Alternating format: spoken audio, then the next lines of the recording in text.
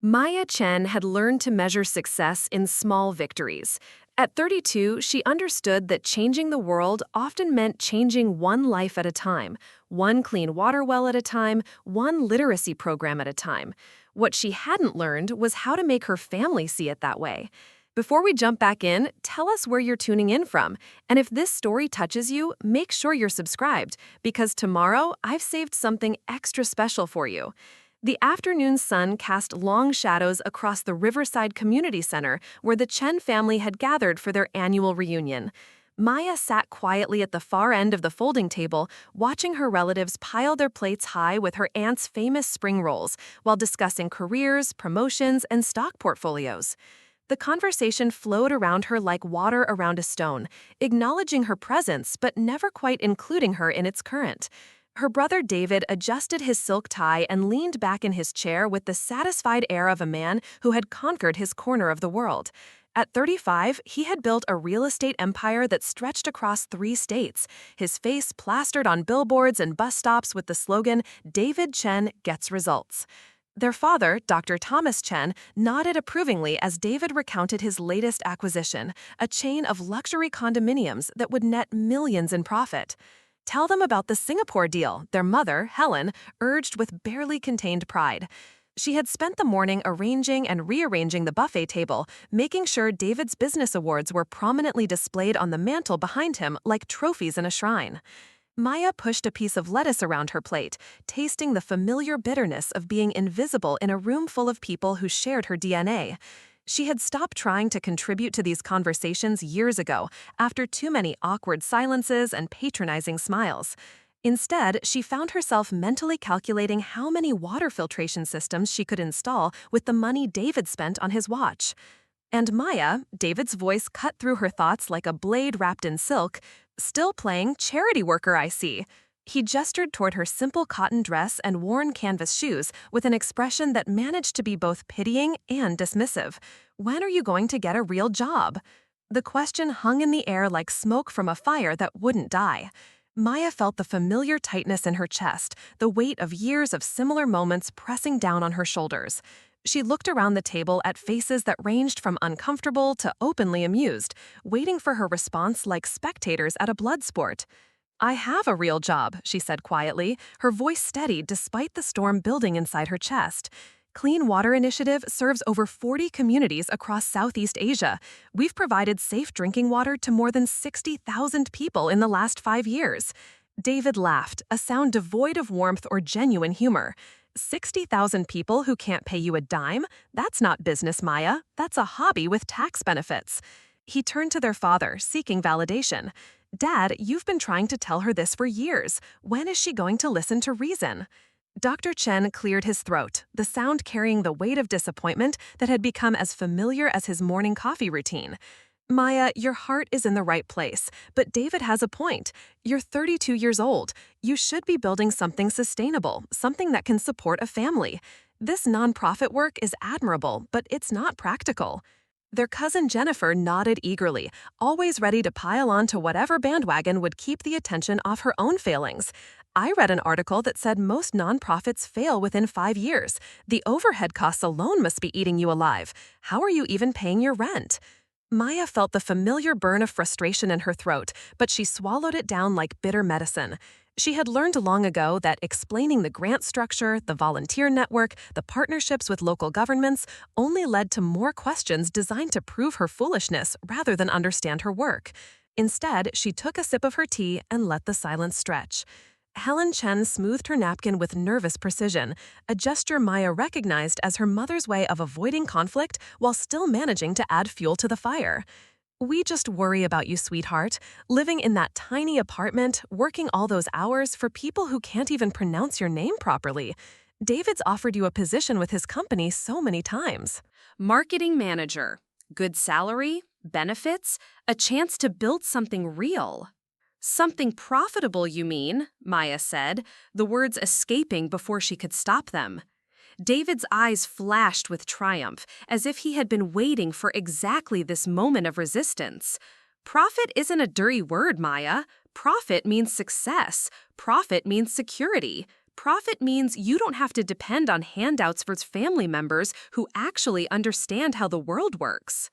The words hit their mark with surgical precision. Maya's hands trembled slightly as she set down her teacup, the delicate porcelain clicking against the saucer like a small bell tolling. She was acutely aware that David had been covering her rent for the past 6 months, a fact he brought up with increasing frequency and decreasing subtlety. Aunt Linda, David's wife, reached across the table to pat Maya's hand with the kind of condescending sympathy usually reserved for stray animals. "We all think it's wonderful that you want to help people, dear, but maybe it's time to help yourself first. David could set you up with some of his contacts in the development sector, real development, with real budgets and real impact." Maya pulled her hand away gently but firmly. The impact is already real. Children in rural Cambodia are attending school instead of walking 8 hours a day for clean water. Mothers in Bangladesh are starting businesses because they're not spending their days caring for children sick from contaminated wells. Women in remote Philippines villages are learning to read because they have enough energy to attend evening classes. "That's beautiful," Jennifer said with a smile that didn't reach her eyes. "But what does it mean for your future, for your retirement, for the family you might want to have someday?" The future! Maya almost laughed at the absurdity of it. They talked about the future as if it were a bank account that could be filled with the right deposits and proper planning. As if the future weren't already being written by the choices they made today, the problems they chose to solve or ignore, the people they decided were worth saving or abandoning. Dr. Chen leaned forward, his voice taking on the authoritative tone that had commanded operating rooms for 30 years. "Maya, I've indulged this phase of yours for far too long. You're educated, talented, capable of so much more than what you're doing. But this has gone on long enough. David's right. It's time for you to grow up and join the real world." Maya stood up slowly, feeling the weight of every gaze in the room. She could see the mixture of pity and frustration in their faces, the collective certainty that they knew what was best for her better than she did. They saw her work as a failure because it couldn't be measured in dollars and stock options. They saw her dedication as stubbornness, her passion as naivety, her sacrifice as stupidity. She moved toward the window, where she could see children playing in the community center's courtyard, their laughter drifting through the glass like music from another world. These were the children whose families had benefited from the center's after-school programs, funded in part by a small grant Maya had helped secure 2 years ago. She wondered if her family would care about that connection, if they would see it as proof of impact, or just another example of her misguided priorities. "I'm not giving up," she said finally, her voice carrying across the room with quiet determination.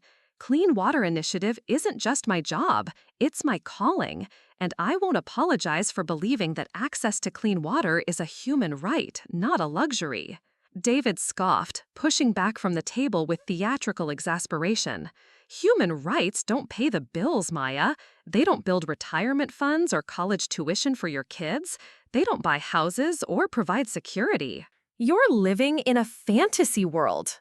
Maya turned back to face him, her spine straight and her chin lifted with the quiet dignity of someone who had learned to find strength in conviction rather than approval.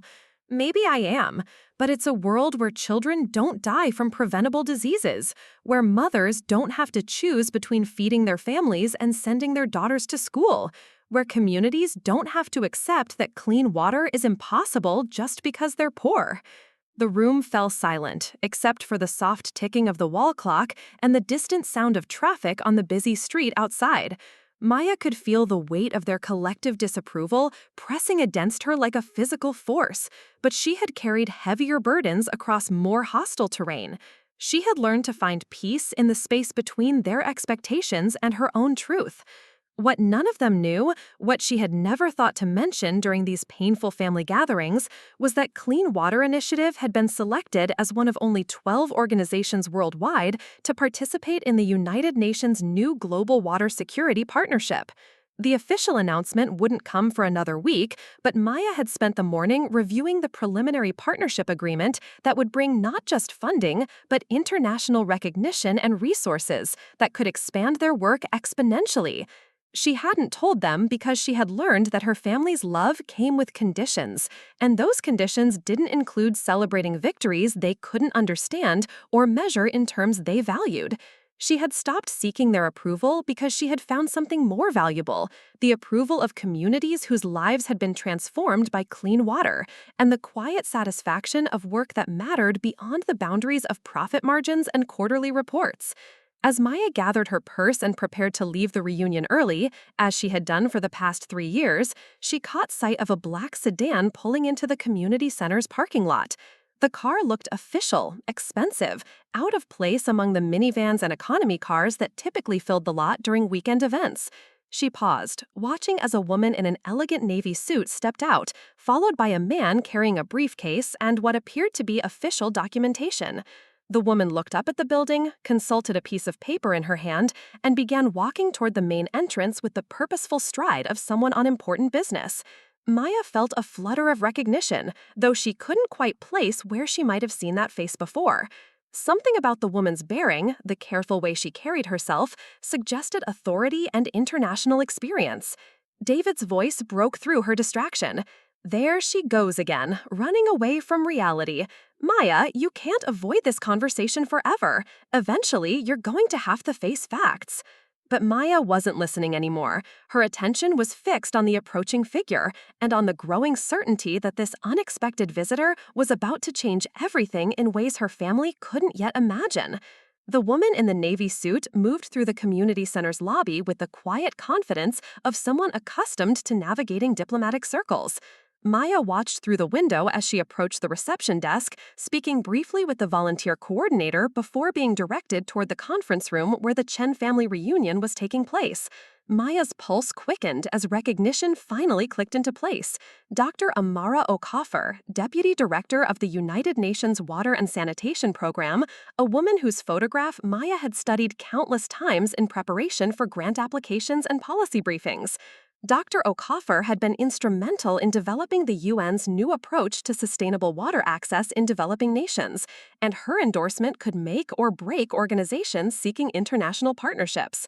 The conversation at the family table continued around Maya, but their voices seemed to fade into background noise as she processed the impossibility of what she was witnessing. There was no scheduled meeting, no appointment that would bring someone of Dr. Okafor's stature to a weekend community center gathering in suburban Connecticut. The timing felt surreal, almost cinematic in its perfect collision with her family's dismissal of her work. Helen Chen was midway through a detailed explanation of David's latest real estate venture when the conference room door opened. The volunteer coordinator, a nervous young woman named Sarah, stepped inside with an apologetic expression. "Excuse me, I'm so sorry to interrupt," Sarah began, her voice slightly breathless from what appeared to be a mixture of excitement and anxiety, "but there's a Dr. Okafor here to see Maya Chen.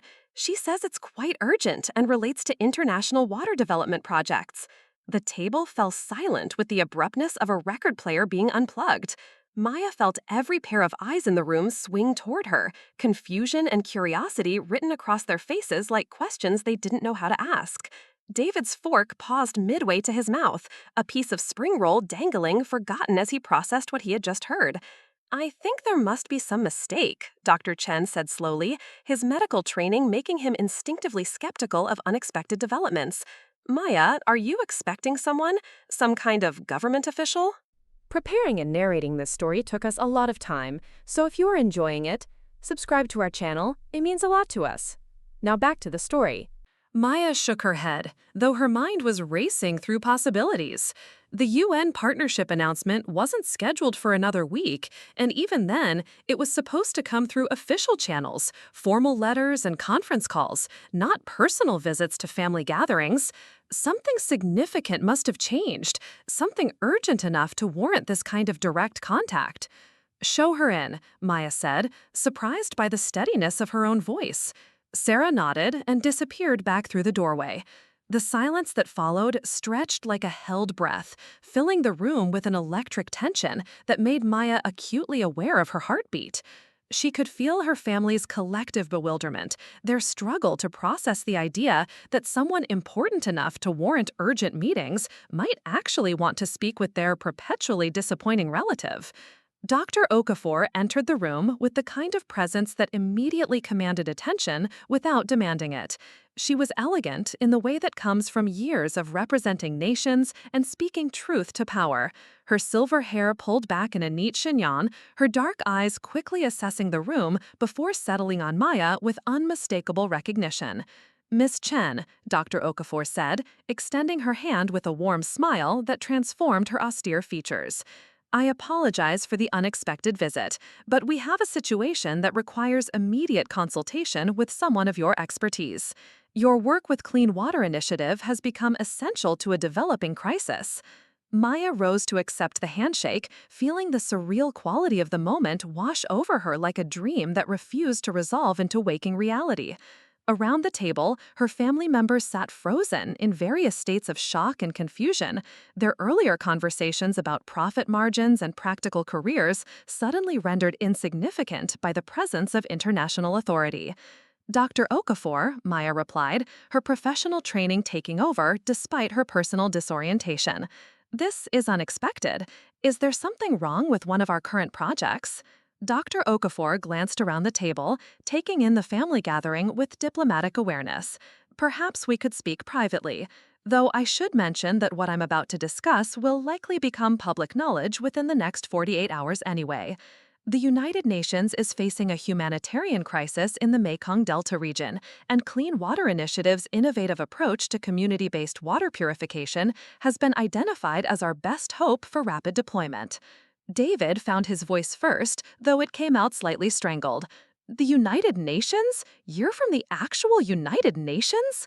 Deputy Director of Water and Sanitation Programs, Dr. Okafor confirmed with patient professionalism. I've spent the last 3 days reviewing emergency response protocols with organizations across 4 continents. Clean Water Initiative's work in Cambodia and Bangladesh has proven that rapid deployment of sustainable water systems is not only possible, but replicable on a massive scale. David found his voice first, though it came out slightly strangled. The United Nations? You're from the actual United Nations? Deputy Director of Water and Sanitation Programs, Dr. Okafor confirmed with patient professionalism. I've spent the last 3 days reviewing emergency response protocols with organizations across 4 continents. Clean Water Initiative's work in Cambodia and Bangladesh has proven that rapid deployment of sustainable water systems is not only possible, but replicable on a massive scale. Helen Chen's carefully arranged composure cracked like ice under sudden heat.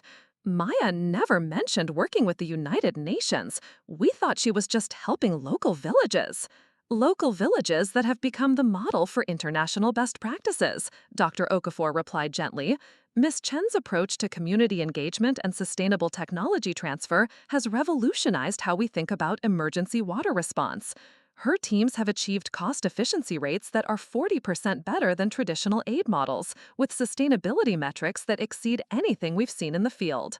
Maya felt the familiar sensation of stepping into professional mode, the part of herself that emerged when lives depended on clear thinking and decisive action. What kind of crisis are we looking at, and what's the timeline? Dr. Okafor opened her briefcase and extracted a tablet, her movements quick and purposeful. Massive flooding has contaminated water supplies for approximately 2 million people across southern Vietnam and eastern Cambodia. Traditional emergency response would take months to establish effective systems, but satellite imagery shows that your community-based model could be operational within weeks if we can scale it appropriately. She turned the tablet toward Maya, displaying aerial photographs that showed the devastating scope of the flooding. Entire regions submerged, refugee camps forming along higher ground, children standing in contaminated water that stretched to the horizon. Maya had seen similar images before, but never with the knowledge that her work might be the key to addressing them on such a massive scale. Jennifer leaned forward, her earlier condescension replaced by something approaching awe. 2 million people? And they want Maya specifically? Clean Water Initiative specifically, Dr. Okafor corrected, though Ms. Chen's leadership is considered irreplaceable. The communities she's worked with in Cambodia are volunteering to send their own trained technicians to assist with the emergency response. They've created a network of local expertise that can be deployed immediately, something that would take traditional aid organizations months or years to establish. Dr. Chen set down his chopsticks with the careful precision of a surgeon putting down his instruments. Maya, I had no idea the scope of your work was this significant. You never told us about United Nations partnerships or international recognition. Maya met her father's gaze with quiet dignity. You never asked about the scope. You asked about the profit margins. The truth of that statement settled over the table like dust after an explosion, leaving everyone slightly dazed by its impact. Maya realized that somewhere along the way, she had stopped sharing the victories because her family had made it clear they weren't interested in victories that couldn't be measured in dollars and career advancement. Dr. Okafor continued, seemingly unaware of the family dynamics playing out around her. The UN Emergency Response Committee convened an emergency session yesterday. Clean Water Initiative has been selected to lead the water security component of the relief effort. We're talking about a $30 million emergency deployment with potential for long-term partnership agreements that could exceed $100 million over the next 5 years. David's mouth opened and closed without producing sound, his brain struggling to process numbers that dwarfed his most successful real estate deals. The woman he had been mocking for her impractical charity work was apparently running an organization that commanded resources he could barely imagine.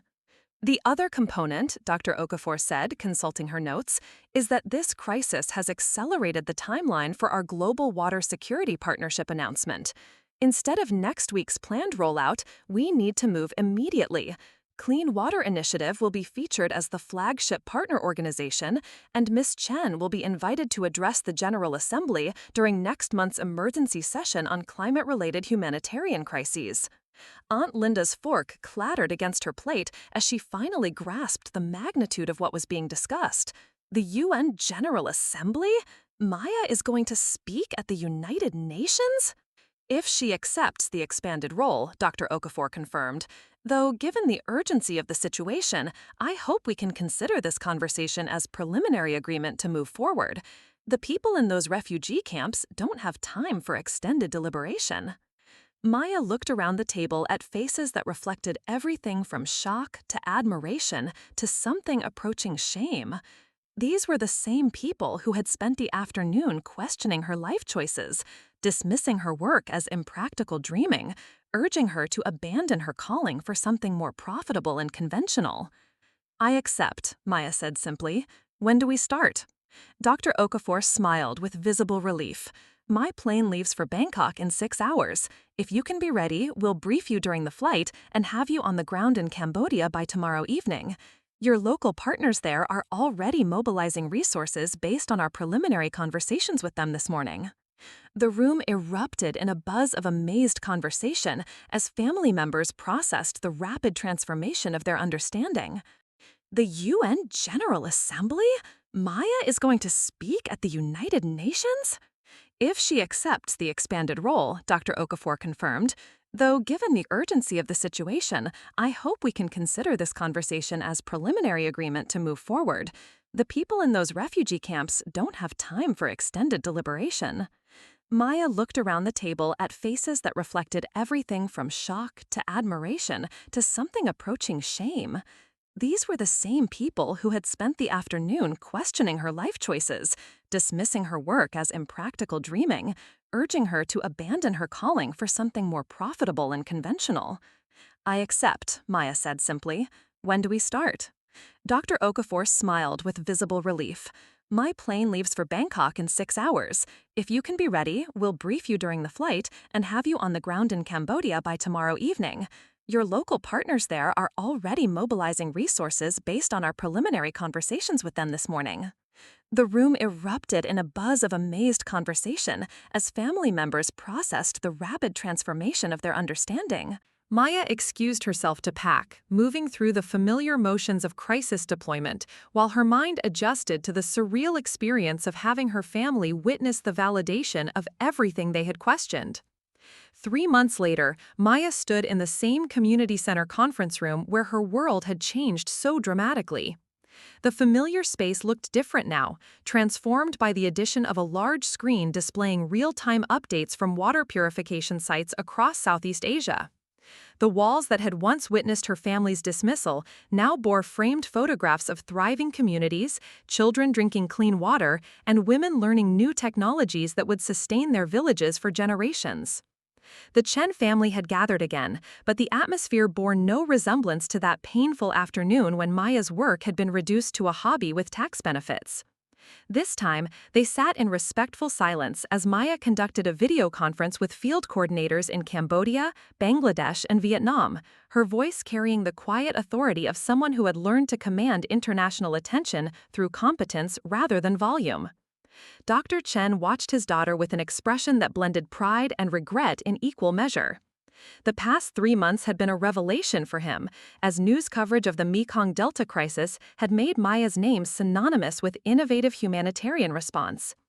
He had watched CNN interviews where seasoned journalists deferred to her expertise, read articles in international medical journals that cited Clean Water Initiative's protocols as the new gold standard for emergency water security. Helen Chen sat beside her husband, her hands folded carefully in her lap as she listened to Maya discuss logistics with field teams whose accents reflected the global scope of the work she had been dismissing as impractical. The woman on the screen was clearly the same daughter who had sat quietly through years of family criticism, but her confidence and expertise revealed depths that Helen realized she had never bothered to explore. David occupied his usual chair at the head of the table, but his posture lacked the commanding presence he had once wielded so effortlessly. His real estate empire, while still successful, seemed somehow smaller when measured against the scope of his sister's accomplishments. The Singapore deal he had been boasting about 3 months ago had closed successfully, netting him several million in profit, but those numbers felt insignificant compared to the 2 million people whose lives Maya had helped save. Maya concluded her call and turned to face her family, her expression neutral but not unkind.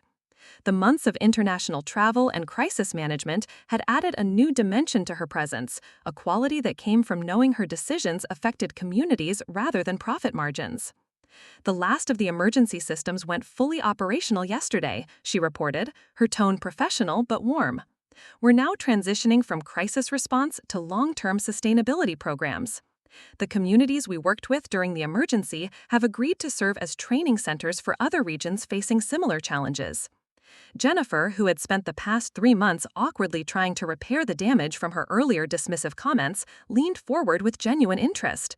How many people does that represent? I mean, total impact. Maya consulted her tablet, though she knew the numbers by heart. Direct emergency response reached just over 2.3 million people. The sustainability programs will expand that to approximately 4 million over the next 2 years, with potential for wider replication based on what we learn from these pilot communities. Dr. Okafor had called the previous week to update Maya on the broader implications of the Mekong Delta response.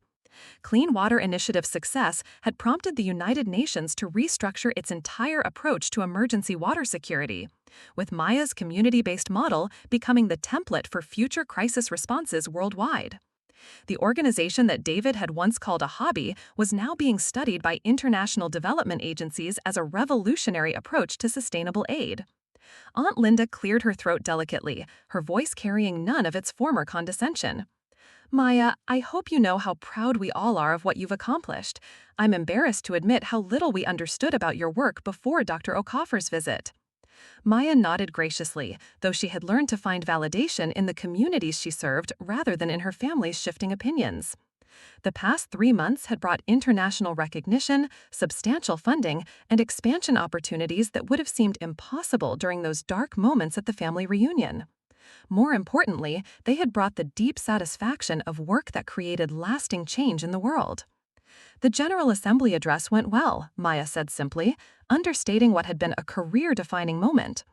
Her presentation to world leaders had been broadcast globally, establishing her as a leading voice in sustainable development and community-based aid. The standing ovation she had received from UN delegates had been replayed on news networks for weeks, but Maya rarely mentioned these achievements to her family. David shifted uncomfortably in his chair, his usual confidence replaced by something approaching humility. He had spent considerable time over the past 3 months reflecting on the conversation that had preceded Dr. Okoffer's visit, remembering his dismissive words about profit and practicality with increasing shame. Maya, he began, his voice uncharacteristically hesitant. I owe you an apology, not just for what I said 3 months ago, but for years of not taking your work seriously. I was wrong about everything. Maya studied her brother's face, seeing genuine remorse where arrogance had once lived. The international recognition had changed how her family saw her, but it had also changed how she saw herself. The validation she had once craved from them seemed less important now, replaced by the deeper satisfaction of work that aligned with her values. You weren't wrong about everything, Maya replied carefully. You were right that I needed to think more strategically about sustainability and growth. The UN partnership has taught me that vision without infrastructure is just wishful thinking. I've learned to speak the language of impact metrics and scalable solutions. Dr. Chen leaned forward, his medical background helping him appreciate the complexity of what his daughter had achieved. The mortality rates you've affected, Maya, they represent thousands of lives saved. I spent my career helping individuals, but your work helps entire populations. I should have recognized that significance years ago. The acknowledgement carried weight because it came from a man who had dedicated his life to saving lives, someone who understood the value of Maya's work in terms that transcended profit margins and quarterly reports. Maya felt a loosening in her chest, a release of tension she hadn't fully realized she had been carrying. Helen Chen reached across the table to touch her daughter's hand, her eyes bright with tears she was trying not to shed. I kept thinking you needed to settle down, get married, have children, build a conventional life. But you were already building something so much bigger than I could imagine. You were building hope for thousands of families. Maya squeezed her mother's hand gently, understanding that this conversation represented a fundamental shift in their relationship. The past 3 months had brought her family face to face with the reality of her work in ways that years of explanation had failed to achieve. Sometimes truth required outside validation before it could be recognized by those closest to you. The work continues, Maya said simply. We're opening training centers in 3 new countries next year, and the UN has approved funding for our community leadership development programs.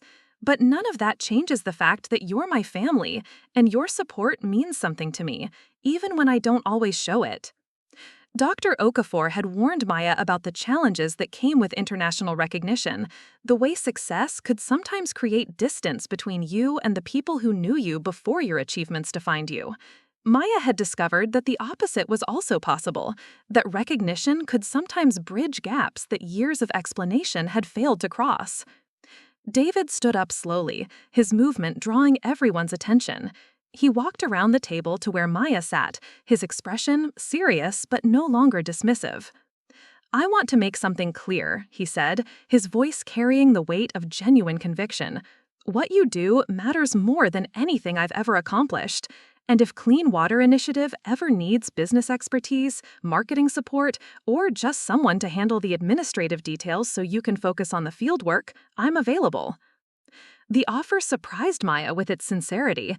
David's business skills, applied to nonprofit growth and sustainability, could actually be valuable to her expanding organization. She had learned during the UN partnership that effective humanitarian work required the same strategic thinking and operational efficiency that made businesses successful. I might take you up on that, Maya said, with a smile that felt genuine for the first time in months of family interactions. We're going to need help managing the growth, and your experience with international markets could be useful as we expand into new regions. As the afternoon progressed, the conversation shifted from apologies and recognition to practical discussions about Maya's work and its broader implications. For the first time in years, Maya found herself sharing details about her projects, her challenges, her hopes for expanding impact without losing the community-centered approach that made Clean Water Initiative effective. Jennifer asked thoughtful questions about sustainable development models. Aunt Linda inquired about volunteer opportunities. Dr. Chen offered to connect Maya with medical colleagues working in regions where clean water intersected with public health initiatives. Helen began planning a fundraising dinner that would introduce Maya's work to their extended social network. As the sun set through the community center windows, Maya realized that her family's understanding of her work had evolved beyond simple acceptance to genuine engagement. They weren't just proud of her achievements, they were beginning to understand the purpose that drove them. The girl who had sat quietly through years of family criticism about her impractical choices had grown into a woman whose work commanded international attention. But more than that, she had learned that sometimes the most important victories aren't the ones that silence your critics, but the ones that transform critics into allies, skeptics into supporters, and family members into partners in building a better world. Maya gathered her materials as the meeting wound down, feeling a sense of completeness that had nothing to do with international recognition and everything to do with the quiet satisfaction of work that mattered. Tomorrow would bring new challenges, new communities to serve, new problems to solve. But tonight, for the first time in years, she would go home knowing that her family finally understood not just what she did, but why she did it.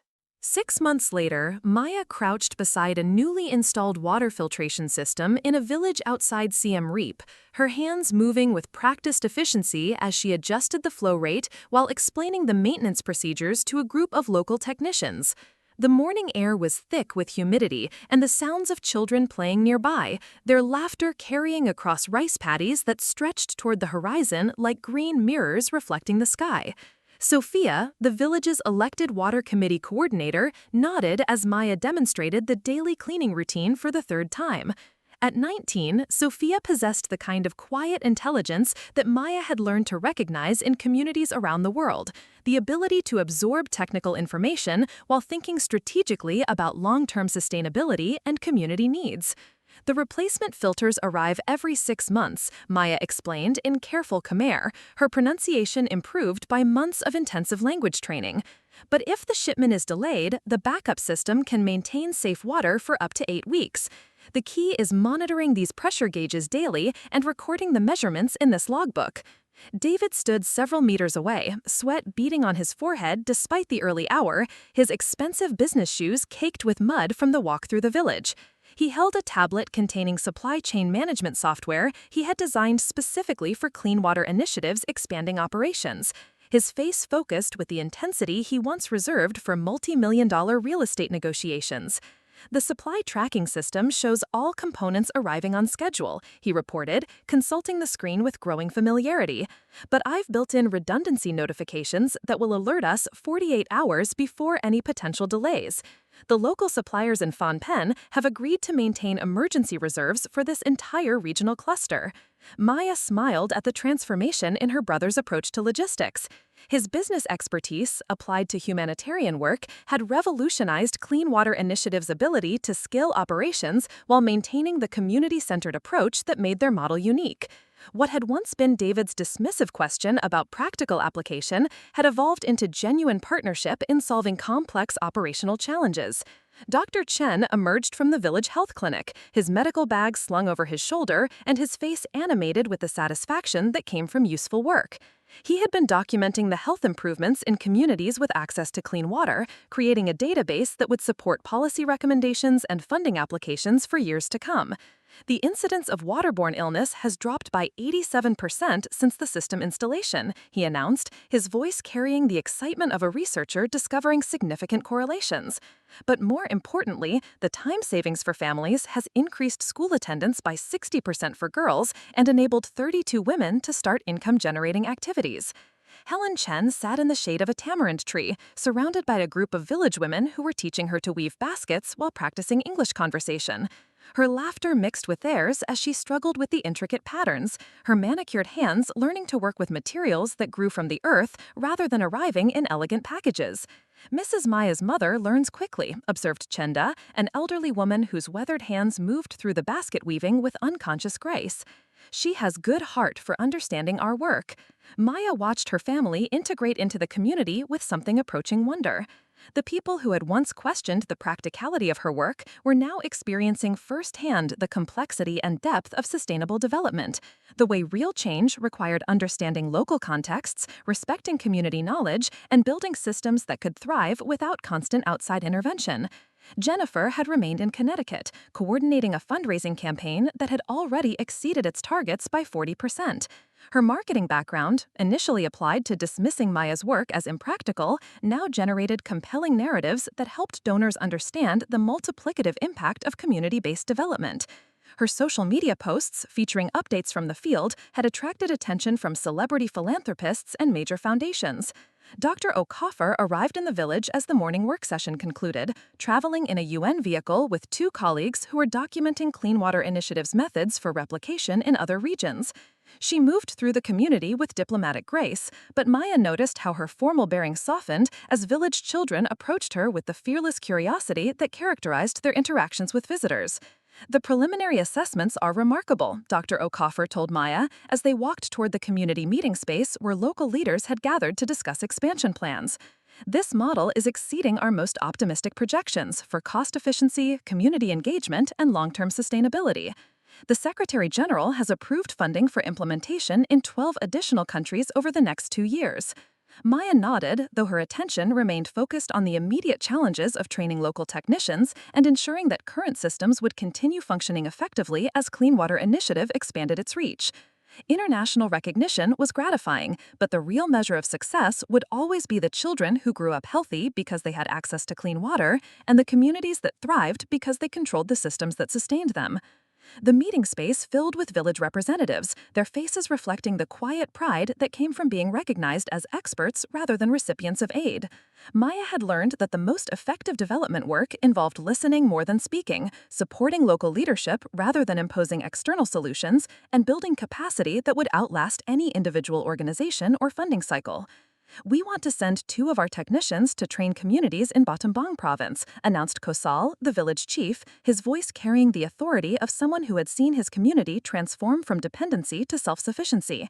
David looked up from his tablet, his expression thoughtful as he processed the implications. "The cost analysis actually supports that approach," he said, his business training now applied to maximizing social impact rather than personal profit. "Training local trainers costs 30% less than sending international teams, and the cultural knowledge transfer is significantly more effective."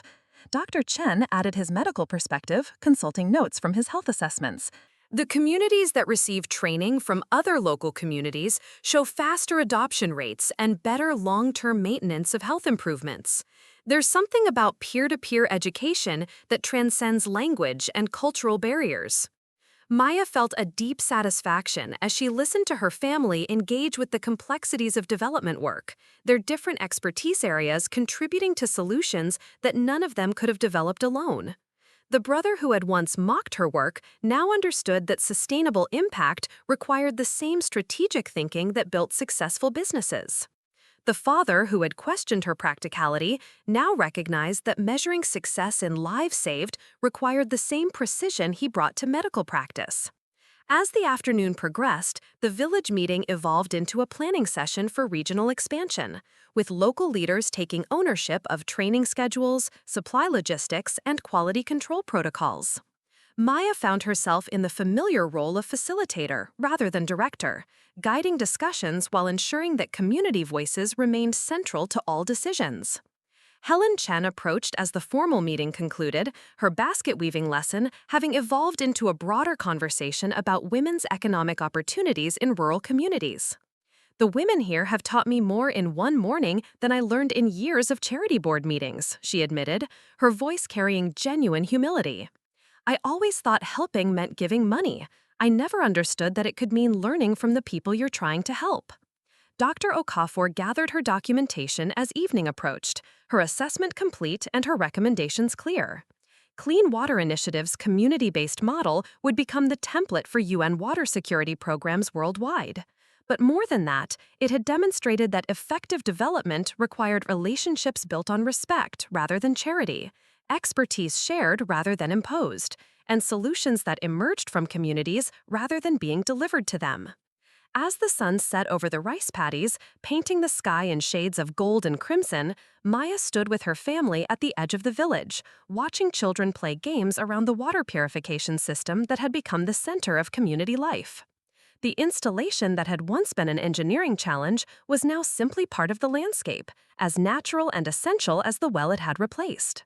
David put his arm around his sister's shoulders, his gesture carrying none of the condescension that had once characterized their interactions. "I used to think success meant building something that would make money," he said quietly. "Now I think it means building something that will outlast you." Maya nodded, understanding that her work had changed not just the communities she served, but the family relationships she had once thought were beyond repair. The girl who had sat silently through years of criticism about her impractical dreams had grown into a woman whose work demonstrated that the most practical thing you could do was refuse to accept that suffering was inevitable. In the distance, the evening call to prayer drifted across the village, mixing with the sounds of families gathering for dinner and children being called inside for the night. Maya listened to these familiar sounds of community life, knowing that tomorrow would bring new challenges, new villages to serve, new systems to install. But tonight, surrounded by family who finally understood her work and communities who had become partners in building a more sustainable world, she felt the deep satisfaction that comes from a life spent in service to something greater than yourself. The water flowed clean and clear, the community had learned to maintain their systems, and the work continued. In the end, Maya realized, that was enough. It was more than enough. It was everything. 2 years after that transformative family reunion, Maya stood before the United Nations General Assembly once again, but this time the context was celebration rather than crisis response. The annual Global Water Security Summit had chosen Clean Water Initiative as the recipient of the Humanitarian Innovation Award, recognizing not just their technical achievements, but their revolutionary approach to sustainable community development. The assembly hall buzzed with quiet conversations in dozens of languages as delegates from around the world prepared for the ceremony. Maya adjusted her navy blue suit, the same color Dr. Okafor had worn on that pivotal day when everything changed.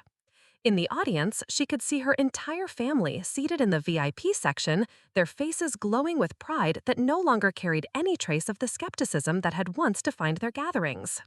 Dr. Chen had taken early retirement from his medical practice to join Clean Water Initiative full-time as Director of Health Impact Assessment. His methodical approach to documenting health improvements had become the gold standard for measuring the effectiveness of water security interventions. Medical journals now publish his research regularly, and universities invited him to lecture on the intersection of community health and sustainable development. Helen Chen surprised everyone, including herself, by becoming one of the most effective fundraising coordinators the organization had ever employed. Her social connections, once focused on charity galas that raised money without creating lasting change, now generated millions in funding from donors who understood they were investing in transformational community development rather than temporary relief. David's transformation had been perhaps the most dramatic. His real estate empire continued to generate substantial profits, but he now directed those resources toward expanding Clean Water Initiative's infrastructure development program. His business acumen had helped the organization navigate complex international partnerships while maintaining their commitment to community-centered decision-making.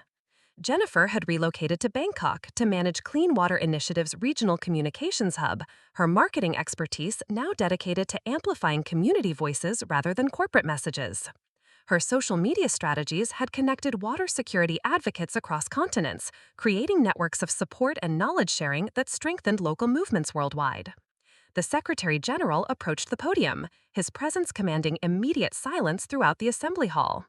"Today, we recognize an organization that has redefined what effective humanitarian work looks like in the 21st century," he began, his words carried simultaneously in 6 languages through the translation system. Clean Water Initiative has demonstrated that sustainable development requires not just technical innovation, but the wisdom to recognize that communities possess the knowledge and capacity to solve their own challenges when given appropriate support. Maya listened to the citation with the detached awareness that comes from understanding that recognition, while meaningful, was not the true measure of impact. The real victories were written in the faces of children who attended school instead of walking miles for water, in the voices of women who started businesses because they had time for income generation, in the pride of communities that had become self-sufficient rather than dependent on external aid. As her name was called, Maya rose from her seat and walked toward the podium, her steps steady and confident. The applause that filled the assembly hall represented more than personal recognition. It acknowledged a fundamental shift in how the international community approached development challenges. Clean Water Initiative's success had proven that effective aid required partnership rather than charity, capacity building rather than dependency creation. When I started this work, Maya began, her voice clear and strong in the vast hall, I believed that access to clean water was a human right that shouldn't depend on geography or economic status. What I discovered along the way was that sustainable solutions emerge when we recognize communities as partners rather than recipients, when we build systems that strengthen local capacity rather than replacing it. She paused, looking out at the sea of faces that represented nations, organizations, and individuals committed to building a more equitable world. In the VIP section, she could see her family watching with expressions of profound pride and understanding. This award belongs not to Clean Water Initiative, but to the thousands of community leaders, local technicians, and village coordinators who transformed technical assistance into lasting change. They took our training and made it their own. They adapted our systems to fit their contexts. They became teachers who could train others, innovators who could improve designs, leaders who could sustain progress long after our teams moved on to new challenges. Maya described the current scope of their work, numbers that would have seemed impossible during that painful family reunion when her brother had dismissed her efforts as a hobby with tax benefits. Clean Water Initiative now operated in 23 countries, had provided sustainable water access to over 8 million people, and had trained more than 15,000 local technicians who were leading expansion into new regions.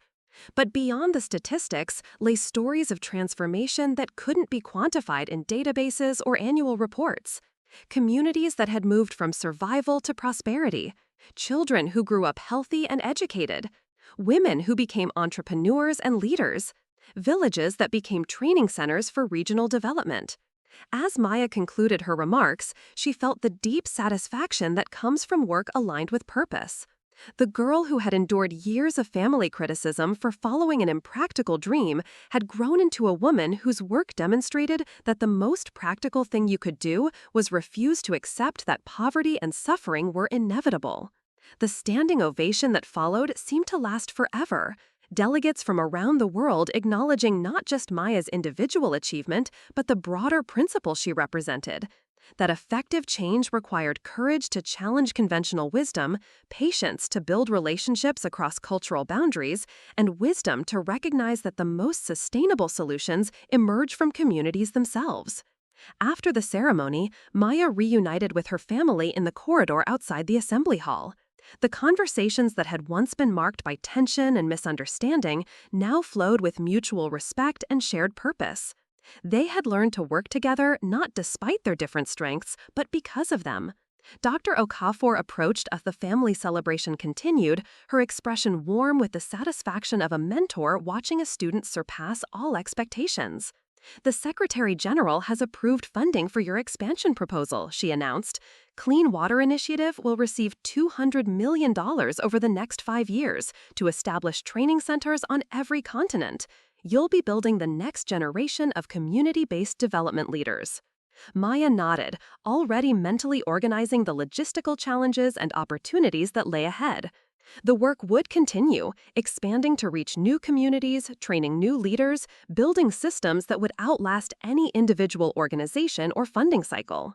It was exactly the kind of future she had envisioned during those long nights when family criticism had made her question whether her dreams were worth pursuing.